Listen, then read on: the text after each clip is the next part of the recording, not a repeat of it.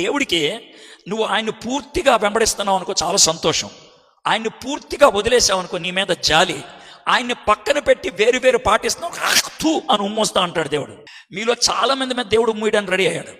ఎందుకో తెలుసా? మీరు దేవుణ్ణి వదలరు, దెయ్యాన్ని వదలరు. మీరు దేవుణ్ణి వదలరు, మీ ఆచారాలని, దిక్కుమాలిన ఆచారాలని వదలరు. మీకు 3 ఆచారాల గురించి చెప్తాను. మీలో 100% దీన్ని పాటించేవాళ్ళే. 3 ఆచారాలు చెప్తాను. సంఘాల్లో కూడా పాటిస్తున్నారు, దరిద్రపు ఎదవలో చెప్తాను ఖచ్చితంగా. ఏంటవి అని అంటారేమో. మొదటి ఆచారం మీ అందరూ పాటించేటువంటిది ఏంటి అని అంటే, పెళ్ళిళ్ళు టైం వచ్చేటప్పటికి వచ్చేస్తుంది అది. ఏంటి ఆ పెళ్ళిళ్ళ టైము? వాళ్ళు మనోళ్ళేనా అంటే ఏమన్నా గేదెకిచ్చి పెళ్లి చేస్తున్నావా, కుక్కకిచ్చి పెళ్లి చేస్తున్నావా, లేకపోతే గాడిదకిచ్చి పెళ్లి చేస్తున్నావా? మనిషిగా ఇచ్చి చేసేది. మనుషులందరూ వచ్చింది ఆదాము దగ్గర నుంచేగా. మనుషులందరూ కూడా యేసు ప్రభు స్వభావం కలిగిన వాళ్లేగా. మనుషులందరూ కూడా దేవుడు తన స్వరూపంలో చేశాడుగా. ఈ దిక్కుమాలిన కులం ఎవడిచ్చాడు నీకు? రే, ఎవడిచ్చాడు? అది బైబిల్లో ఉందా? లేదే.